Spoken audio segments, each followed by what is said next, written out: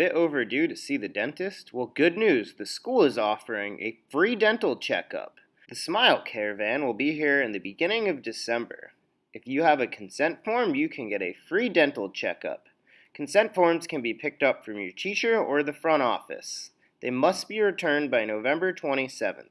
This is Mrs. Starr. I'm sponsoring a club this year called the Cougar Community Club, and we are going to be doing so many things to sponsor 2 children from the Kids Wish Network. And this is our president, Alexis Zamora. Hi, Alexis. Hi. She's just been named president, so it's a little new to her. Right now, this week, we're doing popcorn and slushies to raise money during your lunches. Slushies are $1, popcorn is $1. What we'd like when we come back from Christmas... We're going to have a winter dance on December 14th. Winter dance and a raffle. We're going to be doing raffles also. So, guys and girls, anytime you see the Cougar Community Club that's involved, you should know that all the money is going to sponsor Ashley and Connor. And if you need any information about those kids, so you know, we have signs, and there'll be more signs going up in the front office and the media. Thank you, guys. Come on, raise that money. Our goal is $2,000. Come on out to the Hudson Middle School gym Wednesday, November 29th at 6 p.m. for a girls' basketball game. Thursday, November 30th at 7 p.m. at the River Ridge Performing Arts Center will be our winter band concert. Come out and get a great listen. Here's some cool perks you get with your on-track badge. You can enter one athletic game free per quarter, receive a discount at the Cougar Den, a surprise incentive at the dance, access to a tracking event, and students who have a straight A sticker on their badge can access the All A Lounge during lunch. 8th graders, please bring in your baby pictures to be added to the yearbook. Make sure you write your name on the back. Drop them off in the media center. And again, make sure you write your name on the back so they get returned to you.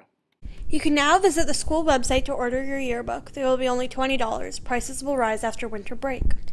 Friday, December 1st, at 6 p.m. at the Hudson High Stadium, there will be a soccer game against Seven Springs Middle. Code alert. If any of students are possibly in violation, please send them to the guidance office. What do you want to be when you grow up, Olivia? An astronaut. I want to be a fashion designer. A basketball player. I want to be an actor. A doctor. A teacher. A chef. An artist. What do you want to be when you grow up? A mermaid. Do you know what a computer programmer is? Yeah, no. No. No. I think it's something that has codes and is able to decode a mystery. I think that they... Wait, what? Computer programmer? No. Nowadays, just about everything requires some form of programming. So, what is it? Programming is basically explaining to a computer what you want it to do for you. When you're programming, you're teaching possibly the stupidest thing in the entire universe, a computer, how to do something. Programming is one of the only things in the world that you can do where you can sit down and just make something completely new from scratch, whatever you want. It's really not unlike kind of playing an instrument or something, or playing a sport. It starts out being very intimidating, but you kind of get the hang of it over time. Coding is something that can be learned, and I know it can be intimidating. A lot of things are intimidating, but what isn't? A lot of the coding that people do is actually fairly simple. It's more about the process of breaking down problems than sort of coming up with complicated algorithms as people traditionally think about it. Well, if it's fairly simple, why aren't there more of us doing it? Over the next 10 years, there will be 1.4 million jobs in computer science, and only about 400,000 grads qualified for those jobs. That's a shortage of 1 million people. So, how do you start?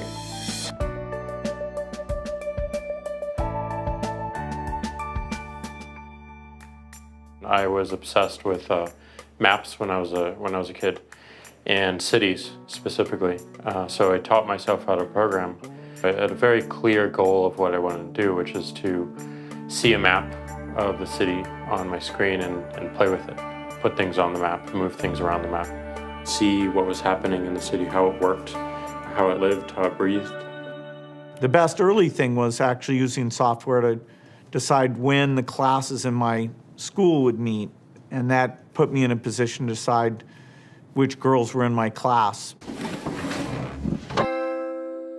The first program I wrote asked things like, what's your favorite color? Or how old are you? I first learned how to make a green circle and a red square appear on the screen. The first time I actually had something come up and say, hello world, and I made a computer do that. It was just astonishing. When I finally learned a little bit of programming, that blank wall resolved into a bunch of doors.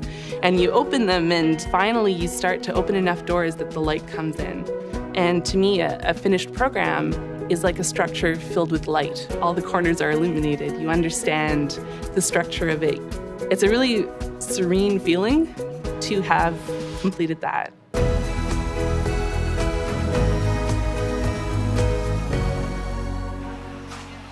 It took me some time to realize that creating things with your hands or creating code, creating programs, is just a different way to express creativity.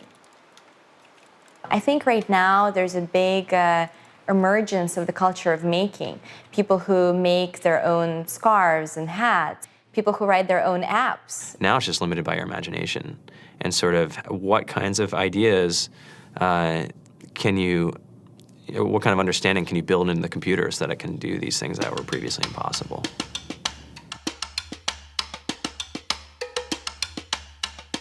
All great things are built in teams when you collaborate with other smart people.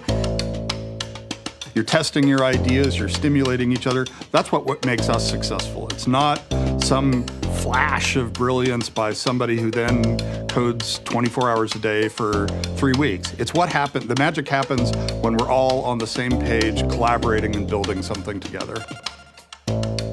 There's a much greater need in the world for engineers and people who can write code than there will ever be supply. And so we all live these very charmed lives. To get the very best people, we try to make the office as awesome as possible.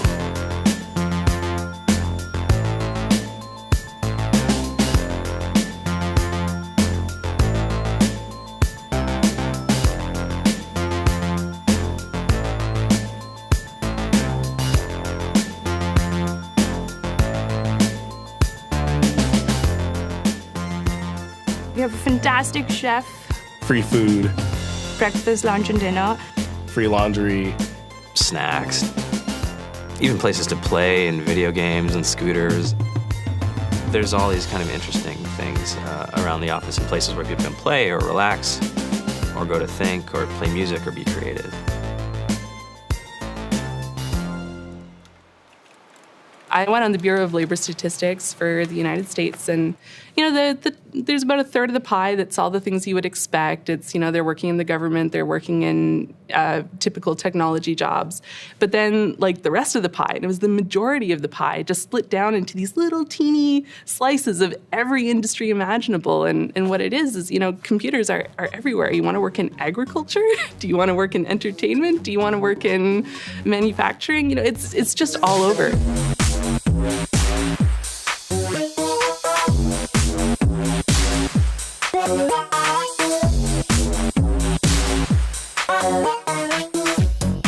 Here we are, 2013. We all depend on technology to communicate, to bank, information, and none of us know how to read and write code. So you guys, what else? Who else has an idea of what we can change with our programming? What else can we do? Tiffany? What I saw my students take away from using Scratch and programming in our classroom is that they were willing to push through problems. It really builds critical thinking, it builds problem solving, and it's something that they can then apply to math in the classroom or their reading skills. We integrated science with this programming, and I saw my scores go up 30%.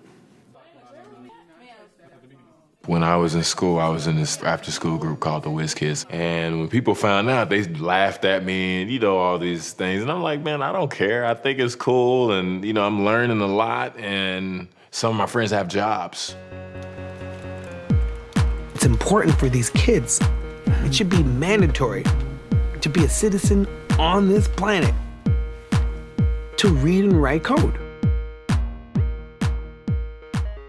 I just think you have to start small, right? And I think that's one of the biggest misconceptions about computer science and programming overall is that you have to learn this big body of information before you can do anything. You don't have to be a genius to know how to code. You need to be determined. Addition, subtraction, that's about it. You should probably know your multiplication tables.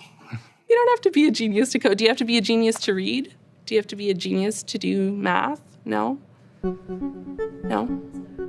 I think if someone had told me that software is really about humanity, that it's really about helping people by using computer technology, it would have changed my outlook a lot earlier. Whether you're trying to make a lot of money or whether you just want to change the world, computer programming is an incredibly empowering skill to learn. To be able to actually come up with an idea and then see it in your hands and then be able to press a button and have it be in millions of people's hands. I think we're the first generation in the world that's really ever had that kind of experience. The programmers of tomorrow are the wizards of the future.